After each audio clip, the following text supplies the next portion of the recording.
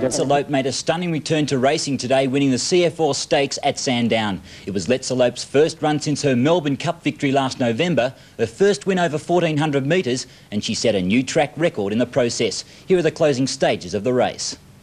400 to go, and Campaign King with a big lead. Campaign King 2 or 3 lengths in front of Prince Salieri, Dr. Grace, and here comes the mare. Let's-Elope starting to fill strides on the outside from Mannerism. She's ranging up on the outside now. Prince Salieri hit the front for the mighty mare. Let's-Elope is the tackler. Let's-Elope and Prince Salieri stride for stride from Brashy. Let's-Elope, Prince Salieri, Let's-Elope, Prince Salieri. They go to the line. Oh, she might have got the bob in, I don't know. Let's-Elope and Prince Salieri, a magnificent finish. The wonderful mare Let's-Elope getting home in the new track record time of 1 minute 22, and that makes it 5 successive wins and prize money now in excess of $2.44 million. The extra double at Sandown for 4 and 1 returned $26.30. The daily double, 3 and 12, $97.10.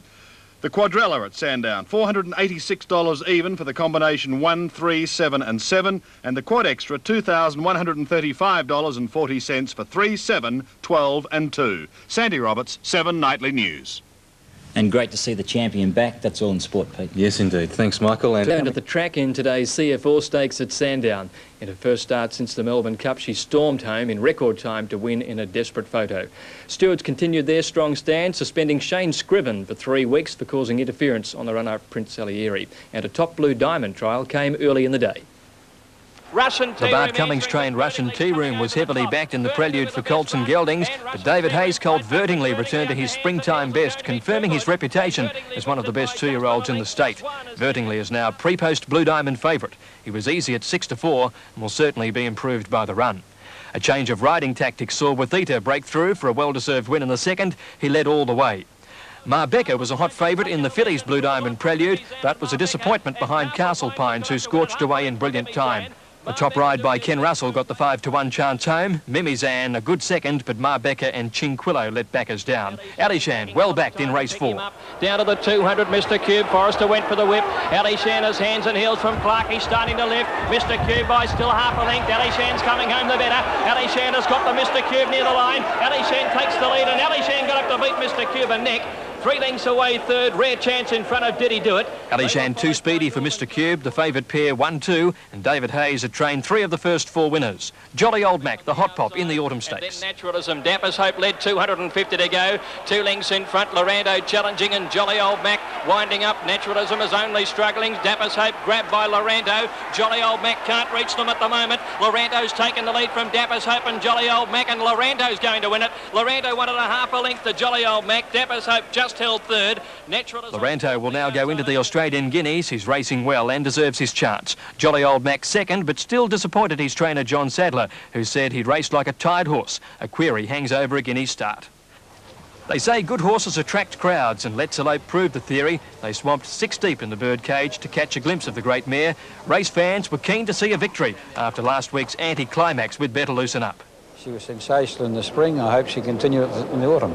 Let's-Elope's pulled to the extreme outside for her run. Mannerism's coming with her, but still Campaign King by 2.5. Dr. Grace, Prince Salieri now, and here's Let's-Elope starting to wind up strongly at the 200. Campaign King is grabbed by Prince Salieri, and now Let's-Elope is coming home. Prince Salieri by a neck. Let's-Elope with big bounds is coming after him. Let's-Elope and Prince Salieri. Prince Salieri has his nose in front. She bobbed the mare. I don't know, very tight between them. Let's-Elope on the outside and Prince Salieri. Only a breath between them on the line.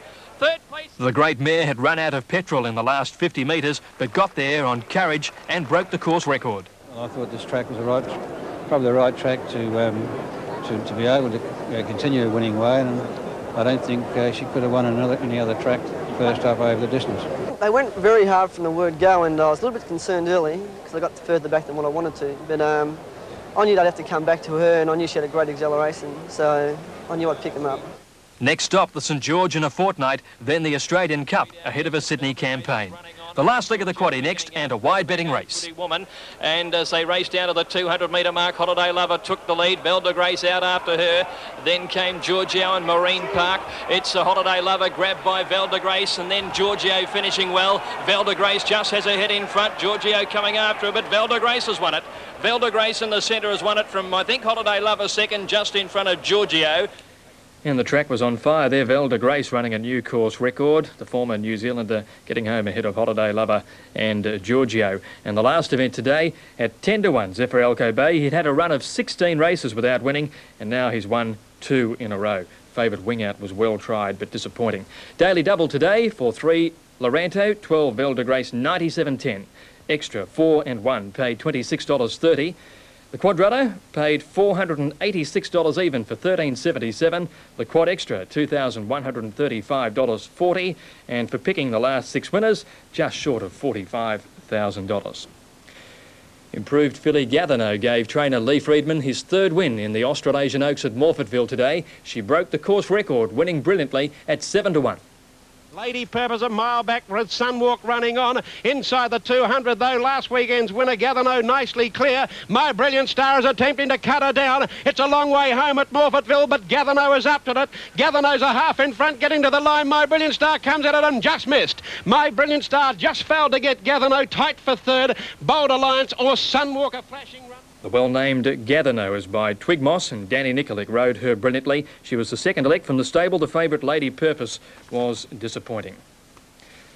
The South African cricket team was put through a heavy training session in Perth this morning ahead of tomorrow's first match here. The team has an average age of 28, which means many of them weren't born when South Africa played its last game in Australia. The South African team spent a solid 3 hours preparing for tomorrow's day-night game against Western Australia. On display, Alan Donald, the man described as the fastest white bowler in the world. Somebody in Cape Town has told me once I bowled 80, 85 miles an hour. And it's quite nice having the tag, but I don't sort of go into a game as being tagged as the fastest white bowler. I'm just trying to do my best out there. And captaining the side, former Australian opening batsman Kepler Wessels.